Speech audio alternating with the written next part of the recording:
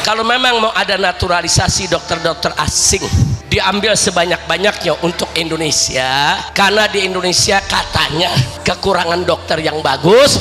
Saya usul sekalian saja presidennya orang asing, menterinya orang asing, jenderal-jenderalnya orang asing. Lu kasih aja di negara buat orang asing.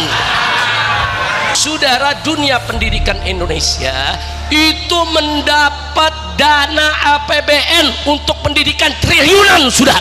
Bahkan di antara yang paling banyak menerima anggaran APBN adalah pendidikan. Tapi kenapa justru biaya pendidikan kok makin mahal? Nah, dalam kesempatan ini saya ingin ingatkan semua bahwa yang pertama kali mendeklarasikan revolusi akhlak ke seluruh dunia adalah Nabi kita Sayyiduna Muhammad sallallahu alaihi wasallam. Di mana dunia ketika itu ada dalam alam jahiliyah. Nilai-nilai akhlak sudah ternodai di seluruh belahan dunia, bukan hanya di negara Arab. Di mana-mana ya ikhwan. Bagaimana kita lihat di benua Eropa umpamanya, saudara, budak dengan budak diadu dan dijadikan tontonan para bangsawan. Diadu sampai mati. Mana yang menang mereka berikan tepuk tangan, dijadikan hiburan. Di dunia Cina umpamanya ketika itu ya ikhwan, bagaimana mengkebiri manusia menjadi satu adat dan tradisi. Di mana raja-raja di sana, pelayan-pelayan istananya yang laki-laki semua dikebiri. Nah, kemudian bagaimana di dunia Arab anak-anak perempuan dikubur hidup-hidup. Bahkan ada di belahan dunia lain yang orang masih makan orang, kanibal. Jadi di mana-mana belahan dunia akhlak rusak, hancur, saudara. Allah utus Nabi kita Sayyiduna Muhammad sallallahu alaihi wasallam untuk apa? Liyukhrijuna, untuk mengeluar kita semua minadz zulumati ilan nur, agar kita semua dikeluarkan dari kegelapan kepada cahaya yang benderang, terang benderang. Jadi kalau ditanya siapa pelopor revolusi akhlak, Nabi Muhammad. Siapa deklarator daripada revolusi akhlak, Nabi Muhammad sallallahu alaihi wasallam. Namun sebelum itu perlu kita catat bahwa Nabi kita alaihi salatu wassalam sebelum memperbaiki akhlak orang lain, beliau sudah terlebih dahulu tampil sebagai manusia yang paling berakhlak mulia. Sampai-sampai diberikan kesaksian oleh Allah subhanahu wa ta'ala dalam Al-Quranul Karim. Faqala ta'ala li nabiyyihi Muhammadin sallallahu alaihi wasallam wa innaka la'ala khuluqin azim. Sadaqallahul azim. Luar biasa, saudara. Ini yang memberikan pernyataan bukan manusia, tapi Allah. Allah yang memberikan pernyataan, Allah yang memberikan kesaksian bahwasanya akhlak Nabi kita teramat mulia ya ikhwan. Wa innaka la'ala khuluqin azim. Sesungguhnya engkau ya Muhammad sungguh-sungguh betul-betul berada di atas akhlak yang azim, akhlak yang agung, akhlak yang mulia, akhlak yang sempurna. Dialah Nabi kita Sayyiduna Muhammad sallallahu alaihi wasallam. Nah, kenapa kesaksian ini begitu tinggi? Karena datangnya dari yang maha tinggi. Ini kesaksian dari Allah. Allah yang maha tahu apa yang dilakukan oleh Nabi kita di depan umatnya dan apa yang dilakukan oleh Nabi di belakang umatnya. Bahkan Allah yang maha tahu apa yang terlintas di benak kita punya Nabi, saudara. Andai kata ada perbuatan yang tidak senonoh atau ada pikiran yang tidak baik datang dari kita punya Nabi, mustahil Allah memberikan kesaksian kalau akhlak Nabi kita itu begitu sempurna. Kesaksian dari Allah yang maha tahu. Allah maha tahu bahwa Nabi kita begitu sempurna, Nabi kita begitu agung, Nabi kita begitu mulia, sehingga Allah memberikan kesaksian bahwa akhlak Nabi kita azim. Azim, saudara. Azim artinya akhlak yang betul-betul agung, mulia, sempurna. Dialah akhlak Nabi kita Muhammad sallallahu alaihi wasallam. Pertanyaannya, saudara, Kenapa Allah subhanahu wa ta'ala menjadikan nabinya yang terakhir ini sebagai manusia yang berakhlak begitu sempurna? Karena misi kenabian yang dibawa oleh beliau adalah penyempurnaan akhlak. Di mana Nabi sabdakan dalam satu hadisnya, au kama qala Nabi sallallahu alaihi wasallam, innama bu'ithu li utammima makarimal akhlak. Sesungguhnya kata Nabi, aku ini diutus hanya untuk menyempurnakan kemuliaan akhlak. Jadi dari sini kita tahu bahwa visi dan misi saudara yang diberikan oleh Allah kepada nabinya alaihi salatu wasallam adalah untuk penyempurnaan akhlak. Sempurnakan itu akhlak manusia, sempurnakan itu akhlak umat.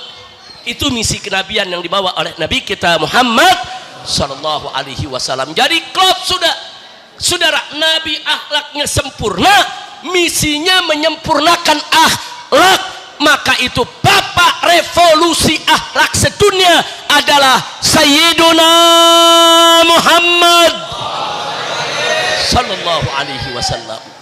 Maka itu saudara, kalau Nabi mengatakan sesungguhnya aku diutus hanya untuk menyempurnakan kemuliaan akhlak, artinya apa? Yang tadi disampaikan oleh khatib kita dari atas mimbar lewat khutbah Jumatnya saudara, bahwa semua aturan syariat, bahkan semua dimensi keimanan, tujuannya adalah supaya akhlak kita mulia. Kenapa kita saudara dilarang mempersekutukan Allah? Supaya akhlak kita mulia.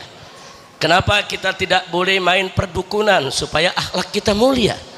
Kenapa kita tidak boleh mempelajari apalagi menerapkan ilmu sihir? Supaya akhlak kita mulia. Kenapa kita diwajibkan sholat 5 waktu? Supaya akhlak kita mulia. Kenapa kita puasa di bulan Ramadan? Supaya akhlak kita mulia. Kenapa kita diwajibkan membayar zakat harta kita? Supaya akhlak kita mulia. Kenapa kita diharamkan berzina, diharamkan menenggak minuman keras, diharamkan berjudi, diharamkan mencuri, diharamkan segala kemunkaran, kemaksiatan? Kenapa? Jawabnya supaya akhlak kita mulia. Jadi memang saudara, kemuliaan akhlak itu merupakan tujuan, atau bisa kita katakan buah samarat daripada iman yang kuat, daripada syariat yang ditegakkan. Maksudnya kalau imannya kuat, akidahnya lurus, syariatnya dijalankan, maka pasti akan melahirkan akhlak yang baik saudara. Sekali lagi saya ulangi, kalau imannya kuat, syariat Islamnya jalan, maka akan melahirkan akhlak yang baik. Mustahil kalau akidahnya melenceng, imannya nggak kuat, syariat nggak jalan, terus akhlak baik. Mustahil. Dari mana bisa lahir akhlak yang baik tanpa iman dan Islam? Iman dan Islam itu kunci untuk melahirkan akhlak yang baik. Mustahil akhlak kita baik kalau kita tidak luruskan akidah kita. Mustahil akhlak kita baik kalau kita tidak kuatkan iman kita. Mustahil akhlak kita baik kalau syariat tidak kita jalankan. Sholat ditinggal, puasa ditinggal, zakat ditinggal. Mustahil akhlak kita baik kalau berbagai macam kemungkaran kita kerjakan saudara. Mustahil. Nah, jadi kan lucu, orang nggak pernah sholat tapi ngaku akhlaknya baik. Saudara, orang nggak pernah saudara mendekatkan diri kepada Allah, nggak melaksanakan kewajiban tapi ngaku akhlak baik. Mustahil. Nah, maka itu yuk, kalau kita menyerukan revolusi akhlak, berarti saudara kuatkan iman kita, bersihkan akidah kita, luruskan keyakinan kita, tegakkan syariat Islamnya. Jangan lari dari hukum Allah. Kalau itu semua kita kerjakan, insya Allah akan lahir akhlak yang baik, akhlak yang mulia, akhlak yang sempurna. Nah, dari sanalah saudara kita akan mendapatkan kehidupan masyarakat yang thayyibah, insya Allah. Nah, saya pikir di Indonesia saat ini saudara, khususnya 10 tahun terakhir ini saudara, di mana-mana terjadi darurat akhlak. Darurat akhlak. Nah, salah satu contohnya misalnya Dulu kita kalau lihat orang bohong jijik, saudara, geli, nggak suka kita, jelek. Tapi sekarang bohong jadi budaya. Dari mulai presiden, menteri, jenderal sampai rakyat yang di bawah tiap hari bohong, sudah banyak yang melakukan kebohongan, dan sepertinya mereka gak sukses tanpa bohong. Bohong dijadikan budaya, bohong dimasyarakatkan, nggak malu orang berbohong. Wah, berbohongnya terang-terangan, yang sedunia tahu itu bohong, tidak punya malu. Ini namanya adimul akhlak, hilang udah akhlaknya, saudara. Orang kalau masih punya akhlak, bohong takut, saudara. Kalau dia pun bohong, dia usahakan orang nggak tahu kalau dia bohong, saudara. Kalau sekarang enggak, orang tahu dia bohong, dia senang, malah seolah-olah dia nggak bisa hidup tanpa bohong. Dan ini berbahaya, ini harus kita lawan. Kebohongan harus kita jadikan sebagai musuh bersama, saudara. Nah, akibatnya apa? Karena sekarang kebohongan di mana sudah merajalela, orang enak aja, mau korupsi enak aja, gampang dibohongin kok. Orang mau mencuri enak aja, gampang dibohongin kok, saudara.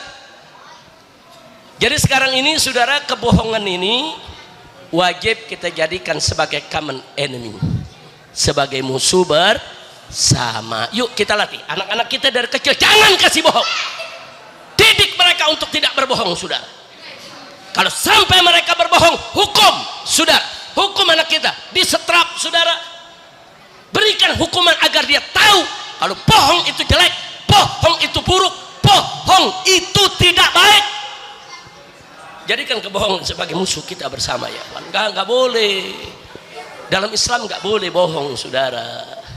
Bohong itu ada tempatnya. Bukan rakyat dibohongin melulu dibohongin, saudara. Udah gitu rakyatnya senang lagi dibohongin.